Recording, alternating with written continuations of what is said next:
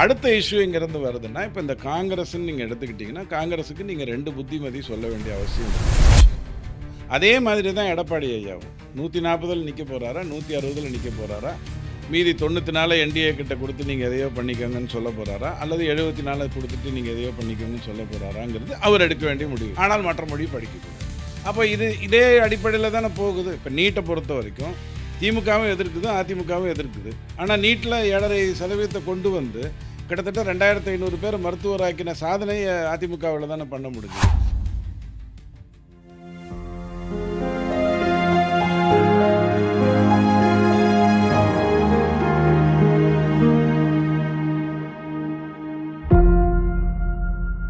சாமானியர்களுக்கு வணக்கம். என்டிஏ மாநாடு முடிஞ்சு 24 ஹவர்ஸ் ஆச்சுங்க. திமுக கூட்டணி எங்க பார்த்தாலும் கதறு கதறு கதறு கதறு கதறு கதறாங்க. ஒரு பயம் தெள்ளத் தெளிவாக தெரிகிறது. இந்த என்டிஏ மாநாடு நடந்து கொண்டிருக்கும் வேளையில் கிரீஷ் சவுடங்கர் என்ன சொல்றாரு அப்படின்னா, தாவேக்காவோட பவரை நாங்க யாரும் புரிஞ்சுக்க மாட்டேன்றீங்க அப்படின்ற ஒரு வார்த்தையை சொல்றாரு. இந்த கூட்டணி கன்ஃபார்ம் ஆகுமா ஆகாதான்னு தெரியல. அதெல்லாம் வேற விஷயம். ஆனால் திமுகவை காங்கிரஸ் தொடர்ந்து ரப்சர் பண்ணிக்கிட்டே இருக்கிறதுனால, இந்த கூட்டணி எப்படி ஜெல் ஆகும் அப்படின்ற மிகப்பெரிய கேள்வியை இந்த இடத்துல எழுப்ப வேண்டிய இடத்துல இருக்கு. இன்னொரு புறம் என்டிஏல இன்னும் ஒரு நெகட்டிவா பார்க்கப்படுகிறது என்ன அப்படின்னா அன்புமணி ராமதாஸ் போட்டியிட மாட்டாருன்னு சொல்றாங்க. டிடிவி தினகரன் போட்டியிட மாட்டாருன்னு சொல்றாங்க. அண்ணாமலை போட்டியிட மாட்டாருன்னு சொல்றாங்க. மிகவும் எதிர்பார்க்கப்பட்ட தேமுதிக இந்த அலையன்ஸ்ல சேரல. இந்த மாதிரி பல கேள்விகளுடன் தான் இன்றைய நிகழ்ச்சிக்கு செல்கிறோம். இன்றைய சிறப்பு டிடிஎஸ் ரவி அவர்கள் இணைந்திருக்கார். சார் வணக்கம் சார். வணக்கம். சார் நான் இன்ட்ரோடக்ஷன்லேயே சொன்ன மாதிரி மோடி வந்துட்டு போனதுலேருந்து ஒரு 24 ஹவர்ஸாக நம்ம ஃபேஸ்புக்கு மீடியா எங்கே பார்த்தாலும் திமுக கதறு கதறு கதறு கதறு கதறு கதறு கதறாங்க. ப்ளஸ் இப்போ என்ன சொல்கிறாங்கன்னா, இந்த மாதம் ஃபுல்லாக எல்லா வாரம் வீக்கெண்டு தமிழ்நாட்டில் தான்றாங்க மோடி.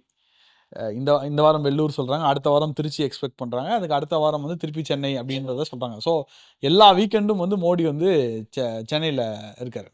எப்படி எல்லா வீக்கெண்டும் மோடி தமிழ்நாட்டில் இருக்கார்? இது நீங்கள் எப்படி பார்க்குறீங்க? 10-15 துணுக்குகளாக அதை பாருங்க. மார்ச் 8ஆம் தேதி தெரிஞ்சிடும். அது வரைக்கும் நாம் என்ன பேசிகிட்டு இருந்தாலும் அதுதான் உண்மை, அதுதான் நிஜம்.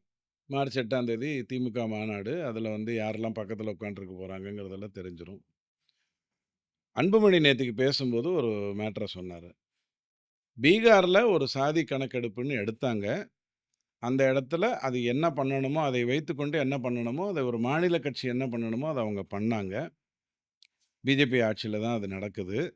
ஏன் இங்கே நீங்கள் பண்ண மாட்டேங்கிறீங்க? அதுதான் அவர் கொடுத்த குரல்.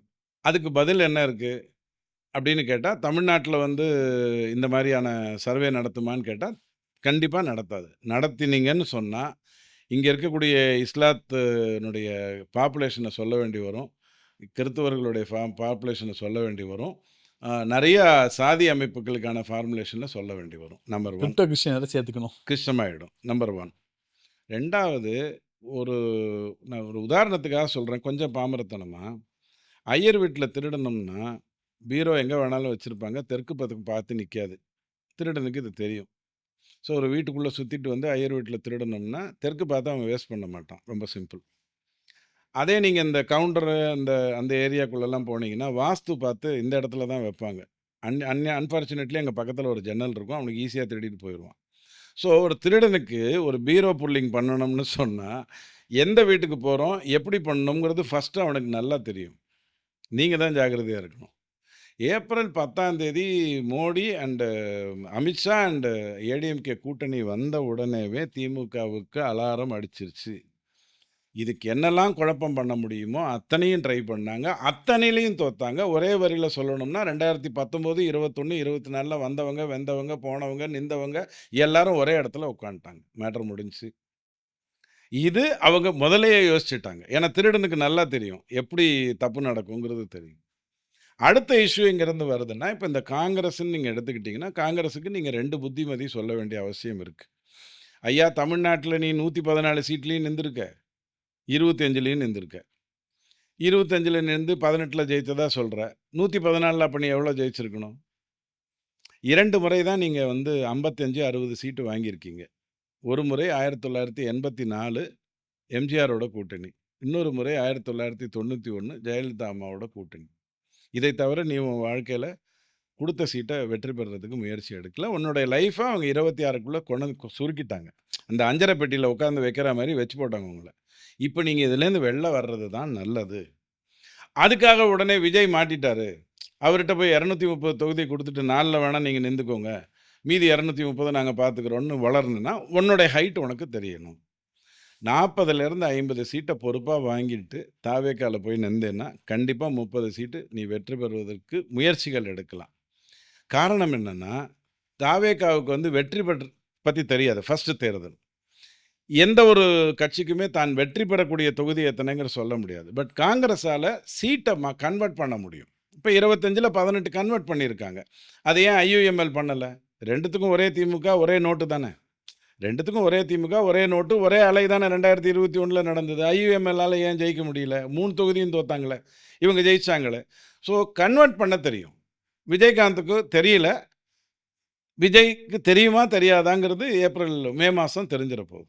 ஸோ இஷ்யூ என்னன்னா, சீட் கன்வர்ஷன்ங்கிற ஆஸ்பெக்ட்ல நீங்க தாவேகாவுக்கு தேவை. உங்க அனுபவம் அவங்களுக்கு தேவை. அப்போ தயவுசெய்து இந்த அடியாள் வேலைய பார்க்கறதுக்கு பதிலா, பல்லக்கு தூக்குவதற்கு பதிலா, அங்க போறதுக்கான முயற்சி எடுங்க. இவ்வளவுதான் காங்கிரஸுக்கு நீங்க சொல்லலாம். டிஎம்கேவ பொறுத்தவரைக்கும் 160ல நிக்க போறாங்களா? 175 அப்படியே இது நிக்க போறாங்களாங்கிறது தான் கேள்வி. அவங்க எத்தனை தொகுதியில நிக்க போறாங்கங்கிறது தான் கேள்வி. மத்ததெல்லாம் ஆட்டோமேட்டிக்கா நடந்துரும். அதே மாதிரி தான் எடப்பாடி ஐயாவும். 140ல நிக்க போறாரா? 160ல நிக்க போறாரா? மீதி 94 என்டிஏ கிட்ட குடுத்து நீங்க எதையோ பண்ணிக்கோங்கன்னு சொல்ல போறாரா? அல்லது 74 குடுத்துட்டு நீங்க எதையோ பண்ணிக்கோங்கன்னு சொல்ல போறாராங்கிறது அவர் எடுக்க வேண்டிய முடிவு. இதுக்கு தான் நாம காத்துக்கிட்டு இருக்கோம். நாத்தாக்கா என்ன முடிவு எடுக்க போகுதுங்கிறது ரொம்ப முக்கியமான ஒரு விஷயம். இல்லைங்க அவங்க இல்ல 230 234 தான் அனௌன்ஸ் பண்ணாங்க. இதுக்கு அதான் மேல என்ன முடிவு எடுக்க முடியும்? அதெல்லாம் அதாவதுங்க, நான் யார் தெரியுமா? அப்படின்னு சொல்லிட்டு நோட்ட தூக்கி வீசுறதுங்கிறது வந்து எனக்கு 10,000 தான் வீசினேன்னு எனக்கு தெரியும். உங்களுக்கு தானே அது நோட்டெல்லாம் வீசிட்டாரு அப்படின்னு தெரியும். அதில கூட ஒரு ரூ. 200 எவனாவது அமுத்திட்டு போயிருப்பான். இப்ப கேள்வி என்னன்னா, 234 தொகுதிக்கு நான் ஆள போட்டேன் சந்தோஷம். நாளைக்கு மாத்தினா அவங்கலாம் வேணான்ன போறாங்களா? தப்பிச்சு ஓடிருவாங்க நிம்மதியா. நாத்தாக்கா ஹஸ் டூ டிசைட். அது ரொம்ப முக்கியமான ஒரு விஷயம். அவர் எதுக்கு வெயிட் பண்றாருன்னு நான் நினைக்கிறேன் அப்படின்னா, இந்த தாவேகா, காங்கிரஸ் கூட்டணி நடந்தா நாத்தாக்கா கூட்டணிய பத்தி யோசிக்கும். அதனால தான் அண்ணாமலை ஐயா தொடர்ந்து அத பத்தி பேசுறாரு. டோன்ட் ட்ரிவியலைஸ் நாத்தாக்கா அண்ட் தாவேகான்றது அவரும் சொல்றாரு, இவங்களும் சொல்றாங்க. வேறாஸ் நேத்து ராகுல் அன்புமணி காந்தி விஷ் பார்த்தீங்களா அ சார்? ராகுல் காந்தி எப்படி விஷ் பண்ணாரு பார்த்தீங்களா? முதல்வருக்கு. நான் என்ன சொல்றேன், இது ஏதோ ஒரு உதாரணம் டக்குன்னு எனக்கு ஞாபகம் வரல. அட்வைஸ் பண்ணும்போதே கிரிட்டிசைஸ் பண்றது. நீங்க ம். எவ்வளோதான் முட்டாள்தனம் பண்ணாலும், சின்னதா யோசிச்சீங்கன்னா அறிவார்த்தமா பண்ண முடியும். உங்களால தான் பண்ண முடியும். நீங்க எவ்வளோதான் கேவலமான ஒரு பிறவியா இருந்தாலும், நீங்க இந்த துப்பாக்கியெல்லாம் வச்சிருக்கிறவனோட இப்படியே அட்வைஸ் பண்ணலாம். அவன் செத்தான். அவன் கரெக்ட்டா அட்வைஸ் பண்றாருன்னு நெனச்சான்னு வச்சுக்கோங்க, அவன் லூசு. ஸோ இவங்க பேசுறதெல்லாம் அப்படிதான் இருக்கு. உங்க சகோதரர் சொல்றது, அண்ணன் சொல்றது ராகுல் காந்திக்கு பணம் இன்னைக்கு எங்கேருந்து போகுது? திமுகன்ட்டருந்து தானே போகுது. வேற ஏதாவது வாய்ப்பு இருக்கா? ராகுல் காந்திக்கு பணம் அந்த காங்கிரஸ் ஹெட் குவார்ட்டர்ஸ்க்கு பணம் எங்கேருந்து போகுதுன்னு சொல்லுங்க. சிவகுமார் அனுப்புறாரா? வாய்ப்பே இல்ல. ரேவந்த் ரெட்டி அனுப்புறாரா? வாய்ப்பே இல்ல. இமாச்சல் பிரதேஷ்ல கேட்காம இருந்தா நல்லது. கடன் வகையில இருக்கிறாங்க எல்லாருமே.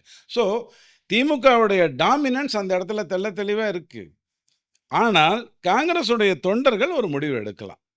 ஸோ இதெல்லாம் மார்ச் 8ஆம் தேதி தெரிஞ்சிற போகுது. இன்னும் ஒரு 4, 5 நாள் தானே பார்த்துப்போம். ஸோ இது எல்லாத்தையும் பேஸ் பண்ணி தான் நீங்க என்ன நடக்கும்னு சொல்ல முடியும். பட் அன்புமணி எம்பிக்குமே நிக்கல. ஒய்ஃப் தான் நிக்க வச்சாரு. ரொம்ப அந்த இடத்துல மட்டும் தான் நேரோ வாக்கு இருந்தது மத்த தொகுதியை விட.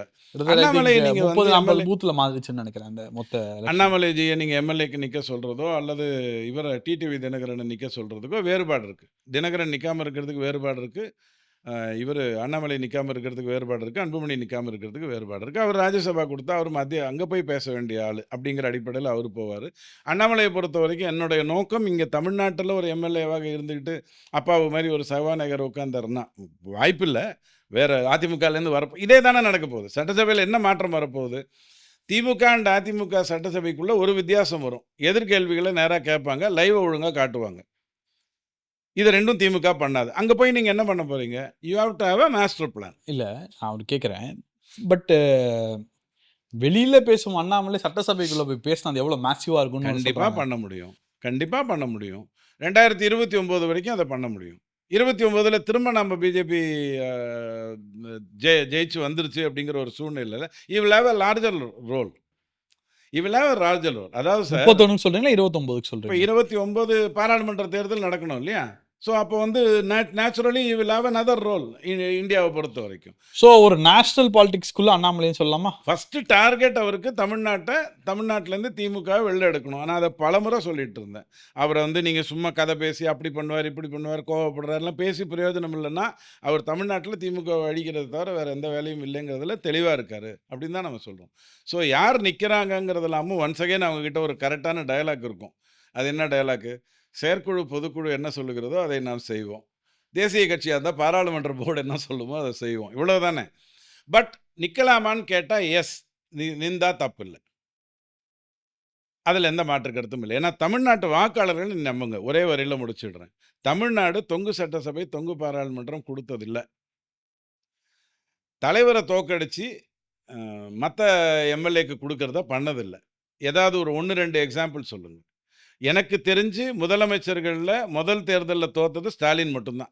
மத்த எல்லா முதலமைச்சரும் இன்னைக்கு யாரெல்லாம் தமிழ்நாட்டுல காமராஜ் காலத்திலேயும் முதலமைச்சர் இருக்காங்களோ, அவங்கலாம் தேர்தல்ல வெற்றி பெற்றவங்க தான். So let us be very clear. அது வந்து தொகுதி உடன்பாடுன்னு ஒண்ணு இருக்கு. யார நிக்க வைக்க போறோம்ங்கிறது ஒண்ணு இருக்கு. அதன் அடிப்படையில அது நடக்கப் போகுது. 94 சீட்ட குடுக்குறாரா என்டிஏக்கு? 74 குடுக்குறாரா? அதுதான் முதல் கேள்வி. எடப்பாடி பழனிசாமி. அந்த 94, 74ல என்ன பண்ணணும்? இதுதான் அவங்க ஃபோக்கஸ் பண்ணணும். ஸோ வெற்றி வாய்ப்பு என்னன்னு கேட்டீங்கன்னா, அவர் திமுகவ பத்தியோ, தாவேகாவ பத்தியோ, நாத்தாக்காவ பற்றியோ கவலைப்பட வேண்டிய அவசியம் இல்லாமல், என்டிஏவ பொறுத்தவரைக்கும் தெள்ளத் தெளிவா இருக்கு. 20+18+2 அப்படிங்கிறதுல ரொம்ப தெளிவா இருக்கு. அப்போ நீங்க சொல்றத பார்த்தா 2029ல எம்பி எலக்ஷன்ல அண்ணாமலை போட்டியிடுவார்ன்றீங்க.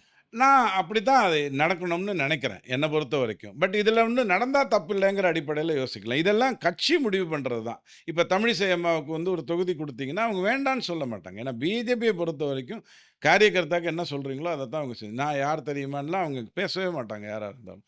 அத முயற்சி எடுத்துட்டு நல்லா வருவாங்க. That's what I feel. Okay. Sir இதுல வாரம் ஒரு முறை மோடி வர்றது அப்படின்றது என்ன ஸ்ட்ராட்டஜி சார்? நீங்க கேட்ட அந்த கேள்விக்கு நான் பதில் சொல்லாம விட்டேன். இப்போ நேத்துக்கு பேசினதுல 3,00,000 வீடுகள் கிடைப்பதை தடுத்து நிறுத்தியிருக்கிறார்கள். அது ஒரு முக்கியமான பாயிண்ட். பாண்டிச்சேரியில அவர் பேசினதுக்கும், மதுரையில அவர் பேசினதுக்குமான டிஃபரன்ஸ் எடுத்து பாருங்க. கொஞ்சம் பேட்டர்னைஸ் ஆயிடுது. ஆக்சுவலி பேட்ரனைஸ் ஆயிடுது.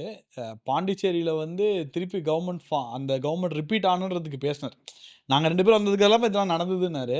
இங்க என்ன சொன்னார்? ரொம்ப அழகா டிஃபரன்ஷியேட் பண்ணார் 2த்தையும். அதுல ஒத்துக்கிறேன். செம்ம as speech a role actually. இங்க நீங்க வந்து இப்ப எதிர்க்கட்சியினுடைய கூட்டணியில இருக்கீங்க. அங்க வந்து ஆளுங்கட்சியோட கூட்டணியில இருக்கீங்க. ரங்கசாமியே உங்கள குழப்புறாரு. பாண்டிச்சேரியில உங்களோட இருப்பேன், தமிழ்நாட்டுல விஜயோட இருப்பேன்லாம் சொல்லிட்டு இருக்காரு. அது விட்டுருங்க. பேசின கருத்துக்கள எடுத்துக்கோங்க. கன்டென்ட் எடுத்துக்கிட்டீங்கன்னா, இங்க பேட்டர்னைஸ் ஆயிடுது. அமைச்சர்கள் ஊழலில் இருக்கிறாருன்னா, மோடி ஐயா நான் வேணா அத பேசலாம். நீங்க அத செய்யக்கூடாது. நீங்க உள்ள தள்ளினா தான் நல்லது. நீதிமன்றத்தை கரெக்ட்டா அணுகி, அப்படிங்கிற அடிப்படையில தான் நான் நேத்திய பேச்ச பார்ப்பேன். வீராவேசமாக ஒண்ணு வந்தது. அ பொங்கி எழுந்துக்கிற அளவுக்கு ஒண்ணு இருந்ததுன்னு கேட்டா, கண்டிப்பா இல்ல. ஆனால் இப்ப யார் ஃபீட் பண்றாங்களோ, மோடி ஐயாவுக்கும் இந்த கடந்த 2 வருஷமா அந்த ஃபீடிங் கரெக்ட்டா இருக்கு. எல்லா தகவல்களையும் கரெக்ட்டா எடுத்து சொல்றாங்க. ஃபீடிங் கரெக்ட்டா இருக்கு. சீக்வென்ஸ் கரெக்ட்டா இருக்கு. குரோனாலஜி கரெக்ட்டா இருக்கு. எல்லாமே கரெக்ட்டா இருக்கு. பட் இன்னொரு 2, 3 ஞாயித்துக்கிழமை மீட்டிங்ல அவர் வந்து நம்ம சர்ச்சில பாதிரியார் பேசுற மாரி தொடர்ந்து பேசிக்கிட்டே இருந்தார். பாதிரியாருக்கு பைபிள தாண்டி என்ன பேச முடியும்? அது மாரி இவர் வந்து குற்றஞ்சாட்டிக்கிட்டே இருந்தா என்ன பிரயோஜனம்? It will get patronised. But இந்த பேட்ரனைஸ் ஆனாலும் ஆந்திரால இவங்க வெற்றி குடுத்துருக்குல்ல. ஆந்திரால கிட்டத்தட்ட இதே பேட்டர்ன் தானே ஃபாலோ பண்ணாங்க. இங்க சந்திரபாபு பாருங்க. நாயுடு வந்து இப்ப பாருங்க, ஆந்திரா எலக்ஷன் நம்ம எலக்ஷன் பார்க்கும்போது, அங்கேயும் வந்து 10 நாளைக்கு ஒரு வாட்டி 5, 5ஆ தேர்தல் அறிக்கை ரிலீஸ் பண்ணிக்கிட்டே இருந்தாங்க. அதான் இங்கேயும் பண்றாங்க. அதே போல மோடி அங்க வந்து வாரத்துக்கு ஒரு வாட்டி வந்து 6 வாரம் தொடர்ந்து வந்தாரு. அவங்களுக்கு ஒர்க் அவுட் ஆச்சே அது. கர்நாடகாலயும் இதே மாதிரியே ராலிஸ் நடந்தது. ரோட் ராலிஸ் நடந்தது. ஃப்ரீக்வென்ட்டா வந்துட்டு இருந்தாரு. அது மோடியுடைய ஸ்டைல் ஆஃப் வொர்க்கிங். நான் அத வந்து குறை சொல்லவே மாட்டேன். கன்டென்ட்ன்னு எடுத்துக்கிட்டீங்கன்னா, தொடர்ந்து நீங்க வந்து சிந்துபாத் கதைய சொல்லிட்டு இருக்கக்கூடாது. அடுத்தது ஒரு ஆக்ஷன் பிளான் இருக்கணும். எனக்கு என்னவோ நேத்திக்கு வந்து நாத்தாக்கா வர்றதுக்கான வாய்ப்புகள் இருந்து உட்கார்ந்தா மாரி தெரியுது. ப்ராபப்ளி இன்னொரு 2 மீட்டிங்குள்ள அது நடக்கணுங்கிற மாதிரி இருக்கலாம். அதுக்காக மோடி 3 வாட்டி கூட வரலாம். எனக்கு தெரியல. சீமான் வந்து அந்த காம்ப்ரமைஸ் அரசியல்ல பண்ணுவாரா? அரசியல்ல காம்ப்ரமைஸ் பண்ணலன்னா வேற எங்க போய் பண்ணுவீங்க? அடிப்படையில நல்லத நோக்கி தான் நீங்க போறீங்க. உங்களுக்கு ஒரு எண்ணம் இருக்கு. இப்போ அதிமுகவும், பிஜேபியும் ஒரு கூட்டணியில இருக்கு. என்டிஏல முதல்ல போய் சேர்ந்தது ஜெயலலிதா அம்மா, அதிமுக. அப்போ அன்னியிலிருந்து இன்னி வரைக்கும் 53 விஷயத்துல 49 விஷயத்துல 2 பேருக்கும் முரண்பாடு இருக்குல்ல. நீட் வர்றதுலேருந்து, இருமொழி கொள்கையிலேருந்து எல்லாத்துலயும் முரண்பாடு இருக்கு. சேரலையா? எந்த நம்பிக்கையில சேர்ந்தாங்க? நான் தமிழ்நாட்டுல எப்படியும் இருமொழி வச்சுக்கிட்டு தான் மக்கள சாவடிப்பேன். ஏழை மாணவர்கள் தன்னுடைய தாய்மொழியில படிக்கக்கூடாது. தெலுங்கர்கள் 42,00,000 பேர் எனக்கு ஓட்டு போடுறாங்க. அவங்க தாய்மொழியில படிச்சுக்கிட்டும். உருது படிக்காம விட்டா என்னையே வெட்டி போட்டுருவாங்க. அதனால அவங்க உருதுல படிச்சுக்கிட்டும். ஆனால் மற்ற மொழி படிக்கக்கூடாது. அப்ப இதே அடிப்படையில தானே போகுது. இப்ப நீட்ட பொறுத்தவரைக்கும் திமுகவும் எதிர்க்குது, அதிமுகவும் எதிர்க்குது. ஆனா நீட்ல 7,5% கொண்டு வந்து கிட்டத்தட்ட 2,500 பேர மருத்துவராக்கின சாதனை அதிமுகவுல தானே பண்ண முடிஞ்சது. எதிர்க்கிற தட் இஸ் நீட் வேண்டாம்னு சொல்ற பிஜேபியும், நீட் வரக்கூடாதுன்னு சொல்ற திமுகவும், நீட்ட தவிர்க்க முடியாதுன்னு சொல்ற அதிமுகவும், ஒரே இதில தானே அரசியல் பண்ணிக்கிட்டு இருக்கு. ஸோ தமிழ் தேசியம் வேணும்னா, என்ன பண்ணுவாங்க இப்போ உங்கள? தமிழ்நாட்ட பிரிச்சு குடுத்துட்டு, இந்தியாவுடைய பிரபாகரன் சொல்லி உங்ககிட்ட தனியா நாட்ட குடுத்துருவாங்களா? நீங்க ஒரு லட்சியத்தை நோக்கி போறீங்களா? போங்க வேண்டான்னு சொல்லல. அதுக்காக நான் பலமுறை இந்த உதாரணம் யூஸ் பண்ணிட்டேன். ஒரு கட்சிக்கு மட்டும் தோற்றம், மறைவுன்னு இருக்கக்கூடாது. ஒரு மனுஷனுக்கு தான் அது இருக்கணும். பொறந்தான், செத்தான் இருக்கணும். நீங்க ஒரு தனிநபர் கட்சி நடத்துறீங்க. நடத்திட்டு அந்த கட்சி நீங்க நல்லா இருக்கணும். இன்னும் நெறைய வருஷம் இருக்கணும். போயிட்டீங்கன்னு உடனே தோற்றம், மறைவுன்னு போட சொல்றீங்களா? அப்படியா ஒரு கட்சி நடத்துவீங்க? ஸோ அடுத்த இலக்கை நோக்கி போகிறதுங்கிற அடிப்படையில போகணும். இதெல்லாம் அவருக்கு புரியும். பேசி பிரயோஜனம் இல்ல. பட் அண்ணாமலைஜி நேர்மையா அத முயற்சி எடுத்துட்டு இருக்காரு. எனக்கு தெரிஞ்சு. ஓகே. சார் நீண்ட நேரம் நம்ப நெறைய விஷயம் பேசியிருக்கோம். தொடர்ந்து தேர்தல் வரப்போது. இன்னும் ஐ திங்க் 1 மாசம் தான் இருக்கு. தினம், தினம் நெறைய அப்டேட்ஸ் வந்திருக்கு. தொடர்ந்து மக்களிடம் பேசுவோம் சார். உங்க நேரத்துக்கு ரொம்ப நன்றி. தேங்க் யூ இன்னொரு அகைன். 5 நாள்ல எல்லாமே நல்லது தெரிஞ்சிரும். 8ஆம் தேதி அன்னைக்கு தெளிவா தெரிஞ்சிரும். இவங்க 8 போட போறாங்களா? இல்ல இல்ல 7:30 88 திமுக போட ஆயிடுதா? போறாங்களா? நன்றி. ஓகே. Thank you sir.